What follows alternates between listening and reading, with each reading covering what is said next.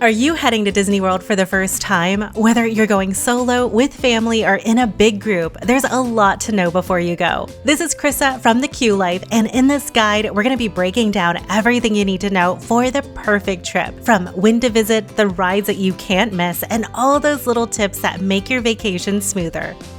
To kick things off, let's zoom out for a second and get a big picture look at Disney World. Disney World is massive. We're talking about a property the size of San Francisco, and here you'll find 4 main theme parks, each with its own personality. First, there's Magic Kingdom, which is the classic park with Cinderella's castle, the parades, fireworks, and those iconic rides like Pirates of the Caribbean and Haunted Mansion. Next is Epcot, which stands for Experimental Prototype Community of Tomorrow. The park is split into 2 main areas, the World Showcase, where you can explore 11 different countries, and the newly reimagined front half, which features futuristic rides, innovative attractions, and seasonal festivals throughout the year. Hollywood Studios is where you'll find Star Wars, Galaxy's Edge, Toy Story Land, and some of Disney's biggest thrills. And Animal Kingdom, which blends theme park and a zoo with incredible animal encounters, and Pandora, the world of Avatar. Disney World also has 2 water parks, Blizzard Beach, which has a snowy ski resort theme, and Typhoon Lagoon, which is themed after a tropical storm. Then there's Disney Springs, a massive shopping and dining district that's free to enter and open late into the evening. And if you want the full Disney experience, there's over 25 themed resorts ranging from budget-friendly to deluxe, each with its own unique style and perks.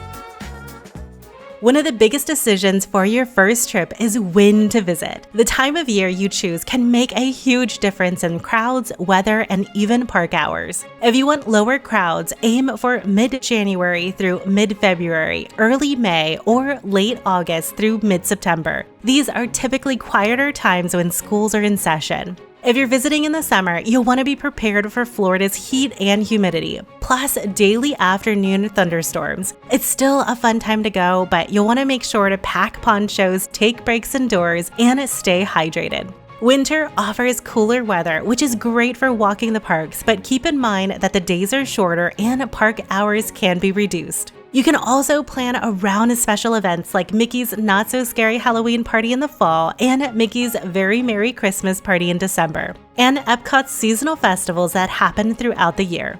These events can make your trip extra special, but they can also bring a bigger crowd, so it's all about balancing what's important for you. Once you've decided when to go, the next step is figuring out the basics of your trip, like how long you're going to stay, what kind of tickets to get, and where you're going to stay. For your first visit, I recommend at least 4 to 6 park days so that you can spend a full day in each park without feeling too rushed. If you have extra time, you can also add in a rest day or explore Disney Springs and the resorts. When it comes to tickets, you'll need to decide between a base ticket, which allows you to visit 1 park per day, or a park hopper, which allows you to visit multiple parks in a single day. The park hopper gives you the most flexibility, but to be honest, I don't think it's essential for a first visit, especially if you're focusing on exploring each park in depth. Where you can stay can also shape your trip. Staying at a Disney resort comes with perks like early park entry into the parks, free transportation, and the ability to book certain reservations earlier. Staying off-site can definitely save you money, but you'll want to factor in the travel time, parking fees, and transportation options. A lot of off-site properties are actually Disney Good Neighbor hotels, and these are approved by Disney for their quality and location, and many of them are just minutes from the park and offer free shuttles and sometimes include perks like early entry, similar to Disney resorts. They can be a great middle ground to look at if you want something more budget-friendly but still want some of the Disney benefits. And don't forget dining. Disney's most popular restaurants open reservations 60 days in advance, and some, like Cinderella's Royal Table or Ohana's, can book up within minutes. If these are must-do spots on your list, make sure to set a reminder to book when your reservation window opens. Now that you know when you're going and where you're staying, let's talk about how to actually structure your park days. First, there are park reservations. Depending on the type of ticket you buy, you may or may not need them. If you're using a standard date-based ticket, whether it's a one-day pass, multi-day pass, or a vacation package including them, you don't need to make park reservations. However, some park tickets still require them. These include the annual passes, cast member tickets, student group passes, convention tickets, and any non-dated or promotional tickets. A special note for any of my new pass holders out there, you can visit any park after 2 p.m. without a reservation, except for Magic Kingdom on Saturdays and Sundays, which still require one no matter the time. Next, let's talk about skipping those standby lines. Disney now calls this Lightning Lane Multipass. It used to be called Genie Plus. This is a paid service that lets you book return times for select attractions throughout the day, one at a time, using the My Disney Experience app. This price changes depending on the date and on the park, so it's best to check the app before your trip. Some of the most popular rides aren't included in the multi-pass. These are called the Lightning Lane Single Pass attractions, previously known as individual Lightning Lanes. You can purchase these separately for each ride, and they give you a return time for that specific attraction. Examples include Tron and the Seven Dwarfs Mine Train at Magic Kingdom, Guardians of the Galaxy Cosmic Rewind at Epcot, Rise of the Resistance at Hollywood Studios, and Avatar Flight of Passage in Animal Kingdom. If you're on a budget but want to avoid long waits, one of the best strategies is to rope drop. That means getting to the park before it officially opens so that you can head straight to the big rides. And if you're staying at any Disney resort, you'll want to make sure to take advantage of early entry. You will be able to get in 30 minutes before everyone else. Disney World has a lot of rides and shows, but if this is your first time, there's a few that really capture the magic of each park. In Magic Kingdom, this is the park with the most attractions, but a few standouts include Tron Light Cycle Run for high-speed thrills, Seven Dwarfs Mine Train for a family-friendly coaster, and classics like Haunted Mansion, Pirates of the Caribbean, and Space Mountain. And don't miss Happily Ever After, the nighttime fireworks show over Cinderella's castle. Heading over to Epcot, the headliner here is Guardians of the Galaxy Cosmic Rewind. This is one of Disney's newest and most impressive coasters. There's also Soarin' Around the World and the recently reopened Test Track. These are all must, along with Frozen Ever After in the Norway Pavilion. And if your timing is right, you'll want to explore the park's seasonal festivals for live entertainment, unique food booths, and special activities. At Hollywood Studios, if you're a Star Wars fan, Star Wars Rise of the Resistance is a must-do. It's part ride and part immersive experience. Then there's the Slinky Dog Dash in Toy Story Land, which is great for families. And thrill seekers will love the Twilight Zone Tower of Terror and Rock and Roller Coaster. Also, keep an eye out for shows like Indiana Jones Epic Stunt Spectacular. And last but not least is Animal Kingdom. The crown jewel here is Avatar Flight of Passage in Pandora. It's consistently rated as one of Disney's best rides, but also make sure to jump on the Kilimanjaro safaris that takes you through a massive wildlife preserve. And Expedition Everest is a thrilling coaster through the Himalayas. If you need a break from the rides, the Festival of the Lion King stage show is also a fan favorite. If you can, try to hit these big attractions early in the day or use the Lightning Lane to skip the longer waits. It will make a big difference in how much you can experience. Disney World is just as famous for its food as it is for its rides, so planning where you want to eat can make your trip even more fun. You'll find two main types of dining, quick service and a table service. Quick service is your faster counter order style spots, great for grabbing a bite and getting back to the rides. Table service restaurants are sit-down experiences that often have immersive themes, character dining, or special menus. If you're eating quick service, you can use the mobile order number in the My Disney Experience app. You can choose your pickup time while you're in line for a ride and skip the wait when you're hungry. To make a reservation at popular Disney restaurants like Cinderella's Royal Table or Space 220, you'll want to get ready 60 days before your trip and plan to get online around 5:45 a.m. Eastern Time. The system usually opens reservations around 6 a.m., but hitting refresh at 5:45 gives you the best start. Bonus for Disney Resort guests, when your booking window opens, you can also make reservations for your entire stay, up to 10 nights all at once. So definitely set an alarm and be ready. And of course, you can't leave Disney without trying a few iconic snacks. Magic Kingdom is home to the classic Dole Whip and the Mickey-shaped pretzels. Epcot's festivals offer seasonal treats from around the world, and Hollywood Studios has the Instagram-famous Blue Milk and Galaxy's Edge. Animal Kingdom is where you'll find the fan-favorite Night Blossom drink in Pandora. And a good rule of thumb is to mix in a few must-try classics with something new. Disney's menu changes often, so there's always something fun to discover.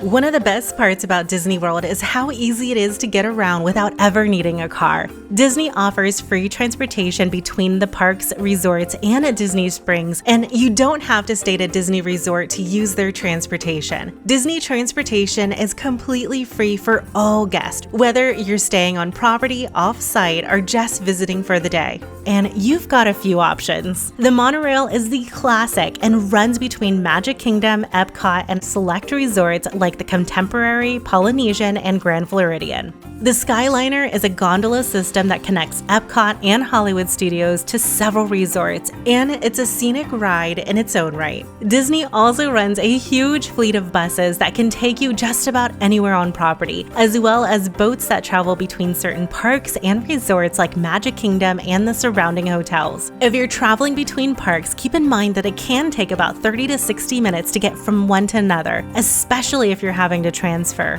And if you're staying off-site, you'll either need to drive and pay for parking or check if your hotel offers a shuttle service. But you don't have to stay at a Disney resort in order to enjoy Disney transportation. If you want a quicker or more direct option, Disney also offers minivans. These are red polka-dotted SUVs operated through the Lyft app. They can pick you up from almost anywhere on property and drop you off at special locations that regular rideshares can't access, including the bus loop right outside of Magic Kingdom's entrance. So you can skip the transportation and ticket center entirely. They're not the cheapest option, but they're definitely convenient, comfortable, and fully Disney operated. Florida weather can be unpredictable, so packing smart is key to a comfortable Disney trip. First up, there's sunscreen. Even on cloudy days, the Florida sun can sneak up on you, so you'll want to reapply often, especially if you're riding water attractions or visiting the water parks. Next, you'll want to pack a lightweight poncho or rain jacket. Afternoon thunderstorms are almost guaranteed in the summer, and ponchos are easier to throw on than juggling an umbrella. You can buy them in the parks, but bringing your own will save you some money. Also, a cooling towel can be a lifesaver in the heat. Just wet it, snap it, and drape it around your neck to keep cool while waiting in line. Also, comfortable walking shoes are a must. Expect to walk up to 7 to 10 miles a day, and if you're worried about blisters, consider rotating between 2 pairs of shoes during your trip. Bring a refillable water bottle. Most quick service restaurants will give you free ice water, and there's also bottle refill stations in every park. And don't forget a portable phone charger. You'll be using your phone constantly for the My Disney Experience app, Lightning Lane bookings, mobile ordering, and photos. Our favorite portable charger is the Fuel Rod. You can buy these at the parks or online. And the best part is that there are Fuel Rod kiosks all throughout Disney World where you can swap your used charger for a fully charged one completely free. It's a game changer for long park days, and to save a bit of money, we'll drop a link in the video description where you can buy 2 fuel rods for almost half the price of buying one in the parks. And by using it, you'll help support our channel at no extra cost to you. If you're traveling with kids, toss in snacks, autograph books, and a small pack of wipes. And for everyone in your group, a small backpack or a crossbody bag can keep essentials handy without being a pain to carry all day.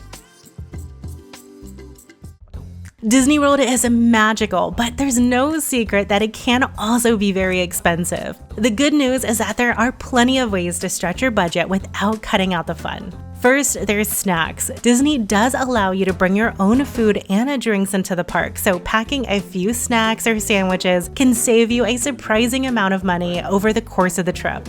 We also recommend the refillable popcorn bucket. You buy it once and then get refills for just a few dollars, which makes it great for families or anyone who likes to snack in between rides. Also, consider skipping the park hopper option if you're on a tighter budget. While it's a nice perk, sticking to one park per day can save money and still give you more than enough to see and do, especially on your first trip. If you're staying off-site, remember to factor in parking fees. And for on-site guests, skip the rental car unless you plan to explore outside of Disney. The free transportation network will take you just about anywhere you need to go. Finally, use the My Disney Experience app to your advantage. It can help you avoid wasting time in long lines and make the most out of your park tickets, which is one of the best ways to get more value out of your trip. Beyond the rides, shows, and food, there's a few little touches that can make your Disney World trip even more magical. Start with the free celebration button from Guest Services. They have ones for birthdays, anniversaries, first trips, and you can also customize your own. If you wear it around the park, you might get some special attention from cast members.